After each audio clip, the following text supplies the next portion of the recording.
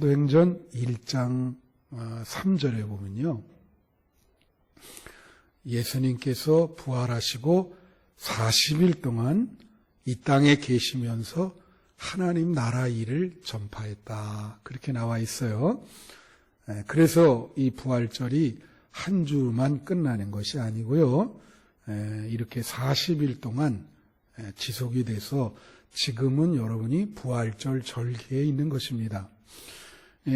예수님이 부활하셨다 할 때 우리는 두 가지가 중요해요. 하나는 예수님이 부활하신 것이 역사적인 사실이다. 그것은 우리 기독교 신앙의 근거가 됩니다. 그게 흔들리면은 우리 기독교 신앙이 흔들리게 되죠.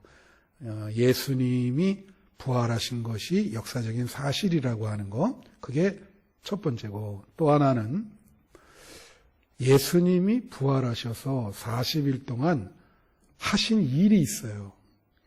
근데 사람들이 자꾸 예수님 자체의 부활만 생각하지 예수님이 부활하셔서 하신 일에 대해서는 잘 생각을 안 합니다. 근데 예수님이 부활하셔서 40일 동안 아주 중요한 일을 했습니다. 그래서 오늘은 그 예수님이 부활하셔서 무슨 일을 하셨는가 40일 동안 그거에 대해서 한번 살펴보려고 그럽니다. 예수님의 그 부활에 대한 이야기는 사복음서에 다 나오죠. 마태, 마가, 누가, 요한복음 맨 끝장에 이제 다 이렇게 나옵니다. 누가복음은 24장에 나왔는데 아주 자세하게 묘사되어 있어요. 그래서 오늘 24장을 다 읽어드려야 되지만 시간 관계상 너무 길어서 그 발췌된 부분만 읽어드렸습니다. 이 누가복음 24장에 보면 첫 번째 부분에는 뭐가 나오냐면 이 여인들이 예수님을 찾으러 무덤에 갑니다. 시신을 찾으러. 그때에 천사 둘이 와서 예수님 부활하셨다 이렇게 알려주는 그런 내용이 나와요. 그리고 이제 그 다음부터는 부활하신 예수님이 나타나셔서 이제는 어떤 일을 하시게 됩니다. 그것이 이제 오늘 본문에 보면 나오는데 첫 번째로 예수님이 무슨 일을 하셨는가? 그것은 회복시키셨다. 다 같이 회복. 회복이라는 게 뭐냐면 신앙을 회복시키셨다는 거예요. 예수님이 십자가 지실 때 제자들이 다 도망가고 신앙을 부인했습니다. 그죠? 그 신앙이 쉽게 말하면 바닥이 났어요. 그런데 부활하신 예수님이 그 제자들이 바닥난 신앙을 하나하나 다 찾아다니면서 그 신앙을 다시 회복시키고 신앙을 다시 갖게끔 그렇게 인도하신 거죠. 그래서 이제 그 대표적인 예로 하나만 지금 여기 나오는데 누가복음 24장에 그게 엠마오 도상의 두 제자입니다. 지난주에 설교했던 그 참 절망스러운 마음으로 가는데 예수님이 나타나셔서 그들 신앙을 회복시켜주고 식어졌던 마음을 그들 마음이 뜨거워지게 그렇게 만드셨단 말이에요. 그래서 이 부활하신 예수님이 첫 번째 하신 일이 회복이다. 혹시 여러분 중에 이렇게 생각하는 분 계세요? 아, 내 신앙이 요즘 바닥이다. 내가 왜 이러는지 모르겠다. 그런 사람은 부활하신 예수님을 만나야 될 줄로 믿습니다. 살아계신 예수님을 만날 때 여러분의 그 바닥난 신앙이 다시 점점 뜨거워지면서 잃어버렸던 신앙이 회복이 된다. 여러분 지금 코로나19라 그래서 사람들이 이걸 코로나 블루라 그래요. 많은 사람들이 우울증에 걸려 있어요. 심각한 사람은 병원에 갑니다. 가서 약을 먹고 그래요. 오래전에 신문에 한번 봤더니 보통 우울증을 많이 먹는 사람들 퍼센트가 60대 이상이 많이 먹었었대요. 근데 지금은 말이야 이게 달라져가지고 퍼센트가 20대는 거의 안 먹었는데 20대에서 30대 사이가 퍼센트가 제일 많이 우울증에 걸리고 병원에 가서 우울증 약을 먹는다는 거예요. 그 비율이 완전히 따따블이 돼가지고 왜 안 그렇겠습니까? 20대 지금 청년들이 앞길이 막막하지요. 여러 가지 마음의 이 우울함과 그런 절망감, 좌절감 이것이 얼마나 많겠어요. 그럴 때 부활하신 예수를 만나야 됩니다. 여러분 마음이 우울하시면 부활하신 예수님을 바라보시기를 축원합니다. 그러면 예수님께서 살아계신 예수님께서 여러분 마음에 거하셔서 여러분에게 소망을 주고 여러분 바닥난 신앙을 일으켜 세우신다. 두 번째 하신 일이 뭐냐면 선언입니다. 선언. 다 같이 선언. 이것은 오늘 말씀에 36절에 나와 있어요. 이 말을 할 때 예수께서 친히 그들 가운데 서서 이르시되 너희에게 평강이 있을지어다. 그렇게 말씀을 하셨어요. 그 제자들과 무리들에게 나타나서 뭐라고 얘기를 하시냐면 평강이 있을지어다. 그 얘기한 거예요. 여러분 이런 것을 이런 화법을 뭐라 하냐면 선언이라 그럽니다. 선언한다. 너희 공동체에 평강이 있을지어다. 일종의 선언이고 선포예요. 근데 신구약 성경에 이런 화법이 좀 있습니다. 창세기에 보면 하나님께서 천지를 창조할 때 이런 선언을 하세요. 뭐라 그러시죠? 빛이 있으라. 그러니까 빛이 있어요. 선언이요. 빛이 있으라. 그러니까 빛이 있잖아요. 하나님이 선언하시니까 부활하신 예수님이 평강이 있을지어다. 그런 평강이 거기에 임하는 거예요. 선언하니까. 제가 오래전에 어떤 목사님의 그 간증 글을 읽은 적이 있습니다. 그 목사님이 이제 목회를 하는데 오랫동안 그 교회가 그만 싸움이 났어요. 큰 싸움이 났어요. 막 두 팔을 갈라서 싸우는데 목회자들이 목회하는 동안 이제 인생에 이런 경우 한두 번은 경험을 하지요. 이게 너무 힘든 거예요. 그래서 이제 제단에 가서 이렇게 기도를 하는데 예수님이 응답을 주시기를 뭐라냐면 야, 너 네 공동체에 부활하신 예수님이 선언하신 것처럼 평강이 있을지어다 하고 이렇게 선언을 해봐라. 그럼 예수님이 살아계신 예수님이 그 공동체에 평화를 주실 것이다. 그런 응답을 받은 거예요. 그래가지고 이제 막 그 교회에서 막 이렇게 싸우는데 일어나가지고 목사님이 너희에게 평강이 있을지어다. 예수님이 말씀하십니다. 여러분에게 평강이 있을지어다. 막 선언을 한 거예요. 그랬더니 오래지 않아 그 공동체가 평화를 찾게 됐다는 이야기입니다. 할렐루야. 여러분 가정과 여러분이 속한 공동체에 평강이 임하시기를 축원해요. 부활하신 예수님이 바라는 거예요. 갈등이 있는 곳에 선언을 하십니다. 거기 가셔가지고 평강이 있을지어다. 평강이 있을지어다. 그게 부활하신 예수님이 하신 두 번째 일입니다. 세 번째 일은 뭐냐? 각성을 하셨어요. 각성. 각성이라는 건요, 깨달음을 주다. 그런 뜻이 있어요. 깨달음을 주다. 그게 각성이에요. 깨달음을 주다. 자, 이게 무슨 말이냐면 오늘 본문 말씀 44절부터 45절에 보면 이렇게 나옵니다. 또 이르시되 내가 너희에게 함께 있을 때 너희에게 말한 바 곧 모세의 율법과 선지자의 글과 시편의 나를 가리켜 기록한 모든 것이 이루어져야 하리라 한 것이 이것이라 하시고 이에 그들의 마음을 열어 성경을 깨닫게 하시고 이렇게 나와 있어요. 그들의 마음을 열어 성경을 깨닫게 하시고. 근데 우선 44절에 보면 뭐라고 말씀하시냐면 예수님이 이렇게 말씀하세요. 모세의 율법과 선지자의 글과 시편 말씀이 다 나를 가리키는 것이다. 나를 가리켜 기록한 것이다. 그렇게 얘기했어요. 예수님이. 자, 여러분 당시에는 구약성경만 있죠. 그죠? 근데 구약성경에 모세의 율법은 모세 5경을 말하는 거예요. 창세기, 출애굽기, 레위기, 민수기, 신명기. 그죠? 그 선지자의 글은 뭘 말하죠? 예언서, 이사야, 예레미야, 다니엘, 에스겔 12개의 소예언서가 있죠. 또 뭐 스가랴, 스바냐, 요엘, 호세아, 아모스 12개. 그 모든 걸 다 예언서라 그래요. 그 다음에 시편을 언급하셨어요. 시편은 뭐라냐면 우리가 지혜서라 그러거든요. 지혜서에 해당되는 게 욥, 시편, 잠언, 전도. 그러니까 결국은 구약성경의 모든 것을 다 언급하신 거예요. 그 구약성경의 모든 것이 다 나를 가리키고 있다. 다 나를 가리키고 있다. 너도 그걸 알아야 돼. 제자들아.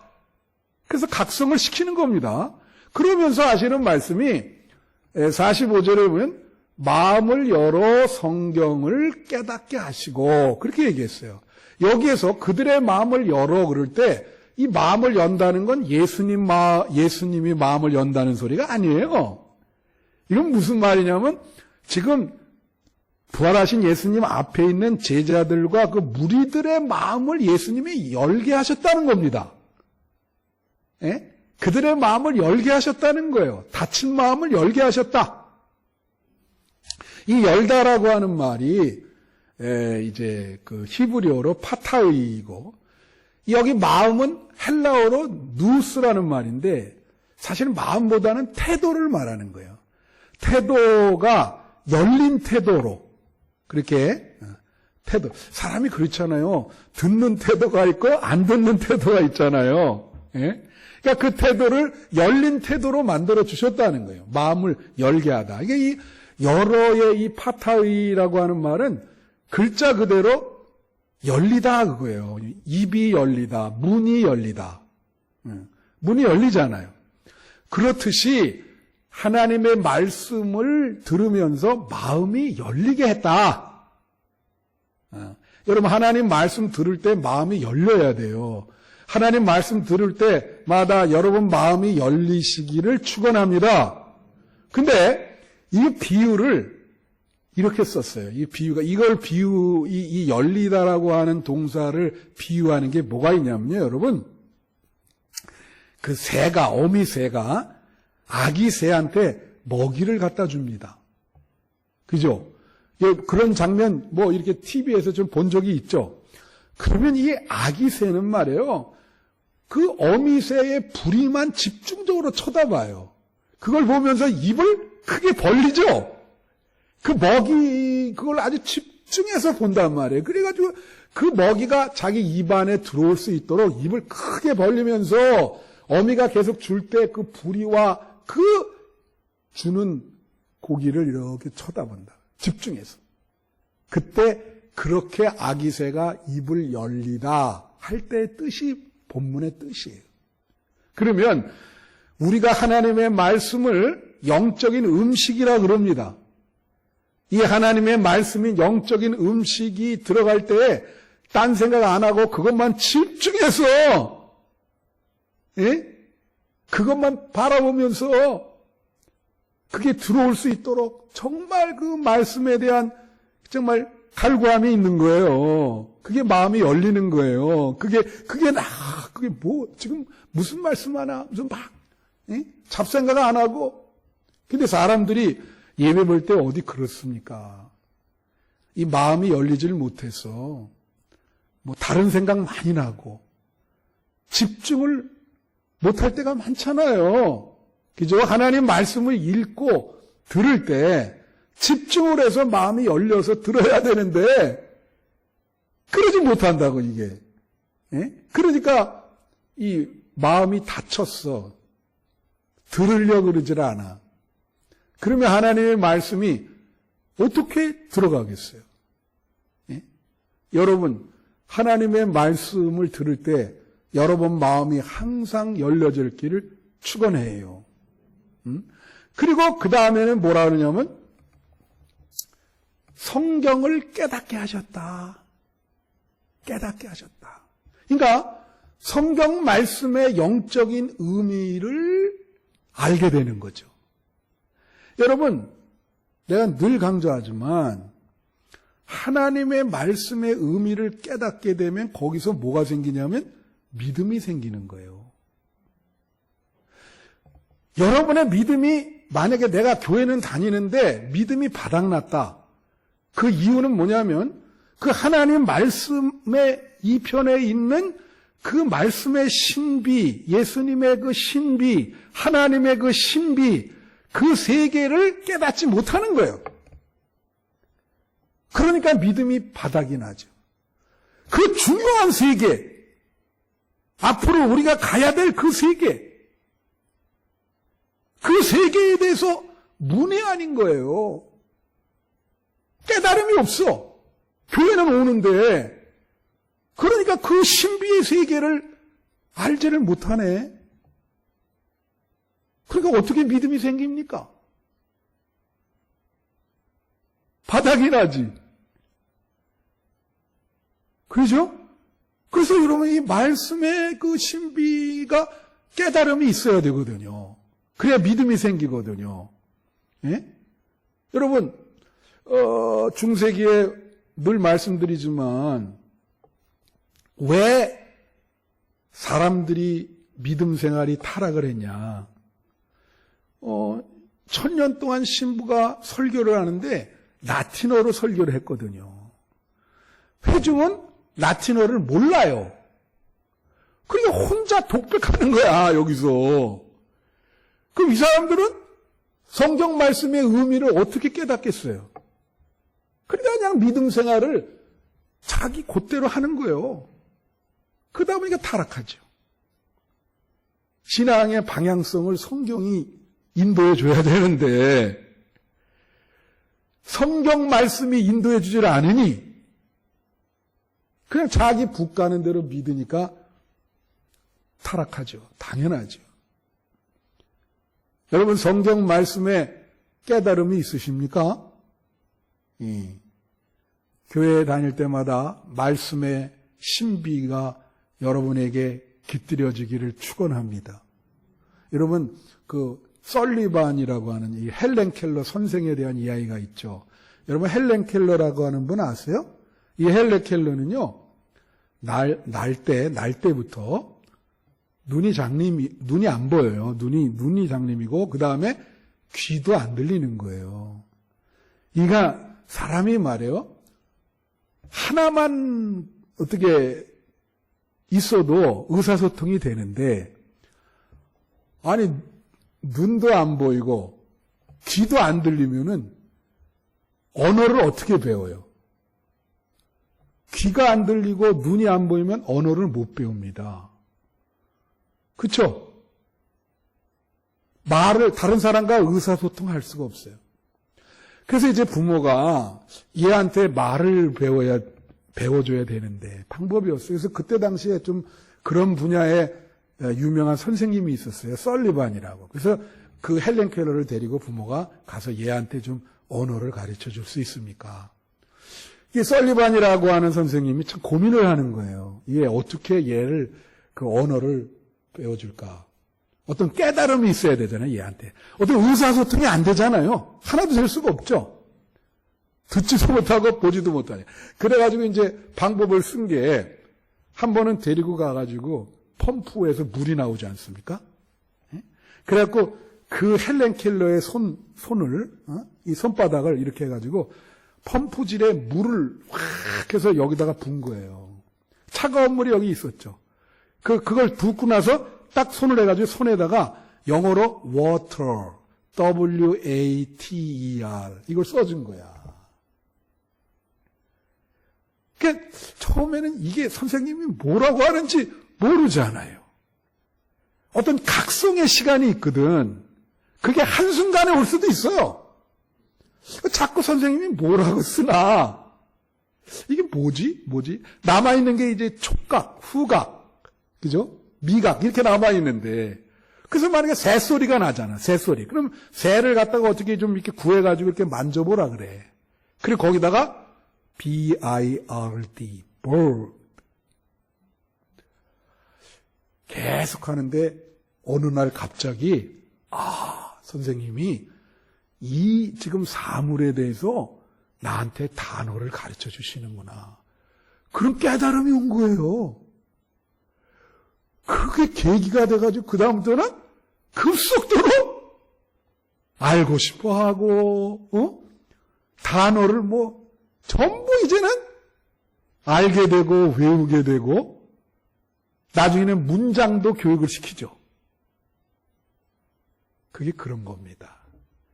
여러분도 이렇게 말씀에 대한 깨달음이 있어야 돼요. 말씀의 신비가 갑자기 워터, 이게 물이구나. 그런 계기가 있으면 믿음이 충만하게 된다.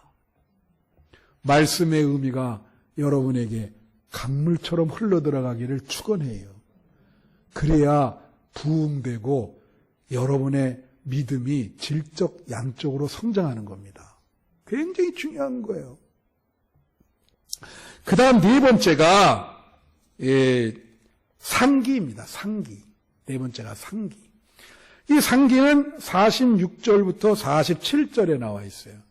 오늘 말씀에 보면은 또 이르시되 이같이 그리스도가 고난을 받고 제3일에 죽은 자 가운데서 살아날 것과 그리고 그의 이름으로 죄사함을 받게 하는 회개가 예루살렘에서 시작하여 모든 족속에게 전파될 것이 기록되었으니 이렇게 나와 있어요. 자, 예수님은 뭐냐면 제자들한테 이런 말씀이 기록되어 있다 지금. 근데 그렇게 해서 이제 상기를 시켜요. 상기시킨다는 건 뭐예요? 기억하라, 리마인드 시키는 거예요. 기억하라. 근데 이 상기시키는 내용에 세 가지 압축이 된 내용이 있어요. 예수님. 자, 여기서 그는 그리스도가 고난을 받고, 그리스도가 고난을 받는 건 뭐예요? 십자가. 또 죽은 자 가운데서 살아날 것, 부활. 그 다음에 47절에 보면 그의 이름으로 죄사함을 받게 하는 회개. 자, 그의 이름으로 죄사함을 받는다는 건 뭐예요? 예수 그리스도를 믿으면 죄가 용서된다는 거예요. 그러니까 지금 예수님은 우리 신앙의 내용의 세 가지 아주 핵심 근거를 이야기하는 거예요. 그게 뭐냐? 십자가와 부활과 예수를 믿을 때 용서와 회개와 용서, 이 세 가지를 얘기하는 거예요. 자, 그 예수님은 뭐냐면 너네 어디를 가든지 이거는 기억하라. 여러분, 신앙이 참 이게 압축해서 예수님이 이렇게 얘기해 주잖아요. 예? 구약성경에도 기억하라는 말 많이 나오거든요. 너희가 어떤 상황 어디에 처하든지 십자가와 부활, 예수님에 대해서 기도할 때 여러분 죄가 용서받는 사죄. 그래서 십자가와 부활과 회개와 용서, 이걸 반드시 기억하라. 여러분, 어디 상황에 가시든지 십자가와 부활과 여러분 죄가 용서받는 것과 회개해야 되는 것을 반드시 기억하시는 여러분 되시기를 축원합니다. 네. 그 다음에 이제 다섯 번째가 명령이에요. 이게 명령이 뭐냐면 24장 48절에 오면 뭐라고 나오냐면 너희는 이 모든 일의 증인이라. 그렇게 얘기해요. 그걸 모아놓고. 이 말은 무슨 뜻이냐면 증인이 되라 이거예요. 증인이 되라. 무엇에 대한 증인이 되라는 거예요? 십자가와 부활에 대해서 증인이 되라. 여러분, 증인이라고 하는 것은 목격자입니다. 법정에서는요, 이 증인이 굉장히 중요해요. 증인이 있냐 없냐에 따라서 유죄, 무죄가 갈리는 겁니다. 예? 목격자이기 때문에. 때로 보면 뭐 길거리에 목격자를 찾습니다. 그런 거 보이시잖아. 그러니까 부활하신 예수님이 여러분을 가리켜서 뭐라냐면 여러분이 목격자라는 거야. 십자가와 부활을 목격한 목격자다. 증인이다. 그러면서 명령 내리시기를 증인이 되라. 사람들에게 그걸 십자가와 부활을 경험하지 못한 사람에게 가서 알려주라 이거예요. 전도하라 이거예요. 그거 하라. 그게 명령이에요. 그죠? 근데 이 명령인데 인간이 그 명령에 순종합니까? 여러분 증인이 됐어요? 전도하셨어요? 아니면 전도하십니까? 부활하신 예수님의 지상명령 증인이 되라. 전도 안 하시잖아요. 그게 명령을 어기는 거지. 순종을 안 하시는 거지. 한 사람이라도 십자가와 부활을 알려줘야 돼. 모르는 사람에게. 그게 부활하신 주님의 지상명령인 걸 명심하시고 이 명령에 순종하시는 여러분 되시기를 축원합니다. 그 다음 6번째가 약속입니다. 다 같이 약속. 이게 뭐냐면은 49절에 나와 있어요. 여기 보면 볼지어다 내가 내 아버지께서 약속하신 것을 너희에게 보내리니 너희는 위로부터 능력으로 입혀질 때까지 이 성에 머물라 하시니라. 자, 여기 이런 게 있어요. 예수님 뭐라고 지금 약속하시냐면 내가 내 아버지께서 약속하신 것을 너희에게 보낼 것인데 그것은 뭐냐면 위로부터 능력이 내려서 너희를 입혀주게 될 것이다. 그게 뭡니까? 요한복음에는 더 자세히 표현되어 있죠. 성령이에요. 다 같이 성령. 성령을 약속하시는 거예요. 자, 여기를 보세요. 왜 부활하신 예수님이 성령을 우리에게 약속할까요? 이제 조금 있으면 승천하시거든요. 왜 약속하냐면, 자, 사람은요, 신앙생활 할 때 보이지 않는 거를 잘 믿어야 되는데 대부분의 사람들은 보이지 않는 걸 잘 안 믿으려고 해. 보이는 대상이 옆에 있는 게 좋아요. 예? 그러니까 부활하신 예수님이 제자들 공동체에 나타났는데 도마가 그러잖아요. 나는 그 팔과 손목에 옆구리에 그 상처 난 데를 내가 손으로 한번 집어넣지 않고는 내 도저히 못 믿겠다. 그러니까 예수님이 그걸 보여주면서 뭐라 그래요? 도마야, 보지 않고 믿는 자가 더 복된 믿음이다. 그렇게 얘기하잖아요. 보지 않고 믿는 게 복된 믿음이야. 내가 보여주지만. 예? 그런데 지금 이 제자들과 예수님을 따르는 무리들 앞에서 예수님이 이제 승천을 하시잖아요. 그러면 보이는 신앙의 대상이 없어지는 거예요. 지상에서. 예수님이 안 보인단 말이에요. 그러니까 제자들이 또 좌절할 수가 있지 않습니까? 그러니까 예수님이 그래서 뭐라냐면 우리가 그걸 아셔야 돼. 성경에 보면 성령을 뭐라냐면 그리스도의 영이라 그래요. 그리스도의 영. 예? 다 같이 그리스도의 영. 실제로 성령은 그리스도의 영이라고 하는 표현이 꽤 나옵니다. 그러니까 성령이 너에게 내가 가면 성령이 너에게 임할 것이다. 그러면 그게 그리스도의 영이에요. 그리스도의 영이 우리에게 임하면 예수님이 우리와 함께 있는 거랑 똑같아요. 보이진 않지만 성령을 통해서 부활하신 예수님이 우리와 함께 있는 것이고 그 신앙의 우리의 대상인 예수님과 함께 동행을 하게 된단 말이에요. 그러니까 예수님이 성령 너에게 임할 거야. 그거는 내 자신이다. 그러니까 절망하지 말아라. 그래서 예수 믿는 사람은 지금 시대는 성령의 시대거든요. 여러분 마음에 그리스도의 영이신 성령이 계셔야 돼요. 할렐루야. 살아계신 예수님의 영이 여러분 안에 계십니까? 그게 중요한 거예요. 예? 그래서 성령을 약속하시는 거야. 너네 외롭지 않도록 내가 보혜사 성령을 보내주겠다.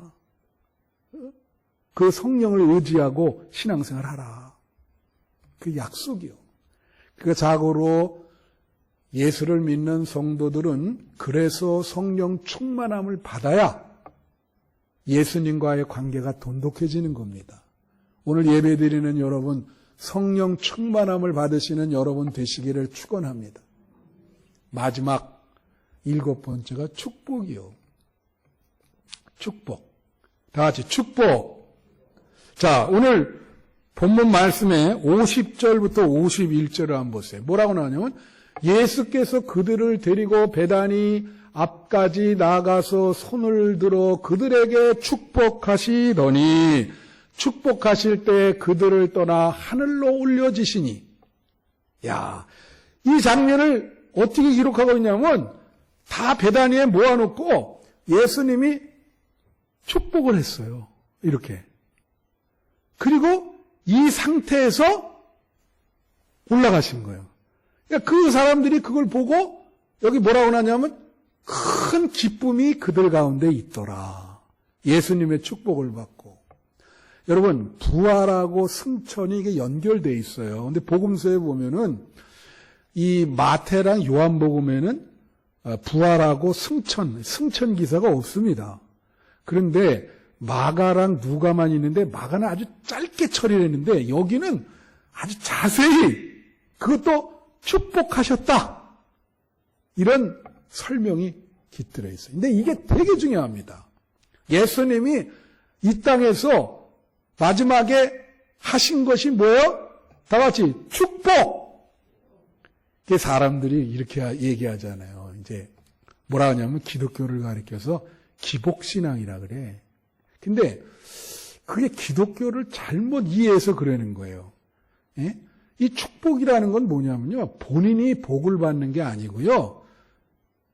이 축복은 한자로 말하면 빌축의 복복입니다. 그러니까 축복이라는 건 뭐냐면 다른 사람에게 복을 기원하는 거예요. 복을 빌어주는 거예요. 나가 그러는 게 아니고 축복이라는 말은 다른 사람에게 하나님, 만약에 어떤 분이 어려움이 있어. 그러면 하나님께 기도하면서 하나님 저 집에 복을 내려주세요.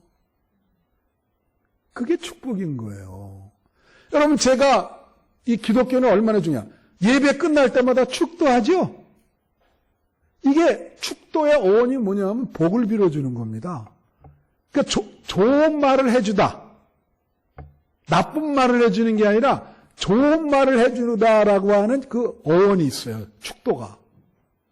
그러니까 매번 예배 드릴 때마다 여러분에게 좋은 말을 해주잖아요. 축도해 주잖아요. 그죠? 어떤 분이 그런 말이 있어요. 목사님, 나는 기도도 열심히 하고 신앙생활 열심히 하는데 왜 하나님이 나에게 복을 안 주시는지 모르겠다. 그렇게 얘기하는 분들이 있어요. 가끔 그런 분들이 있거든요. 왜 저 주문 안 풀리나? 왜 그런지 아세요, 여러분? 내가 답을 가르쳐 드릴까? 그 이유는 뭐냐면 그분이 많은 다른 주변 사람들에게 복을 빌어주지 않아서 그래요. 만나는 사람마다 축복을 해줘야 되거든. 그러면 본인한테도 그 복이 임하는 거거든요. 할렐루야. 여러분, 우리가 가정에서 물을 받을 때 수원지에서 파이프를 통해서 물이 옵니다, 우리에게. 마찬가지예요. 하나님의 복은 다른 사람의 축복을 통해서 우리에게 오는 거예요. 예? 그럼 다른 사람의 축복을 통해서 나에게 복이 오고, 그리고 또 내가 그 사람을 축복할 때 그 사람이 잘 되면 나도 잘 되는 거야. 주변에 다 잘 되면 그 사람 통해서 나도 잘 되죠. 그러니까 다른 사람에게 복을 빌어주는 게 얼마나 중요해. 근데 우리가 여러분 교회에서 성도끼리 축복해줘야 됩니다. 할렐루야. 보는 사람마다 복을 받으세요. 내가 기도할게요. 그죠? 그러니까 여러분이 교회에서 성도끼리도 복받으라. 그렇게 축복해야 되고, 목사한테도 여러분이 축복해 줘야 되는 거예요. 그러니, 그렇게 하면 여러분의 그 축복을 통해서, 축복이라는 그 말을 통해서 목사의 가정도 복을 받는 거죠. 그러면 제가 또 여러분에게 제사장의 사명이 뭐예요? 성도들이 복을 받도록 빌어주고 기도하는 것이 제사장의 사명이거든. 그럼 나도 여러분에게 우리 성도들 가정에 많은 가정들이 있는데 그들이 복을 받게 해주세요. 하나님의 복을 받게 해주세요. 그렇게 서로 축복을 해줌으로 그게 복이 받고 주 안에서 잘 되는 거거든. 근데 어디 그렇습니까? 교회에서도 맨날 저주하고 그냥 맨날 욕하고 막 이러니까 그게 그대로 자기한테 돌아오는 거예요. 그래서 복을 못 받는 거지. 할렐루야. 그래서 이거 중요해요. 예수님이 어떻게 해요? 마지막에 하신 일이 축복해 주시는 게. 그게 마지막에 하신 일이에요. 이 땅에서 마지막에 하신 일이 예수님이 제자들과 따르는 무리들을 축복했다고 하는 게 굉장히 중요한 겁니다. 여러분, 우리는 예수님의 이 모범을 따라서 세상 사람들을 만날 때마다 세상 사람들에게도 축복을 해줘야 되는 거예요. 예수님이 모범을 보이셨잖아. 그러니까 세상 사람 만날 때마다 내가 당신의 복을 위해서 하나님께 기도하겠습니다. 네? 축복해 드리겠습니다. 잘 되시기를 바랍니다. 그게 부활하신 예수님이 맨 마지막에 한 일이야. 상당히 많은 일을 하셨죠? 예. 자, 여러분도 이 예수님이 하신 일을 기억하면서 이 부활하신 예수님이 살아계셔서 여러분 마음속에 역사하시기를 바랍니다. 그래서 잃어버렸던 신앙을 회복하시고 예수님의 축복을 받아서 여러분 가정이 복받는 가정이 되시기를 축원해요.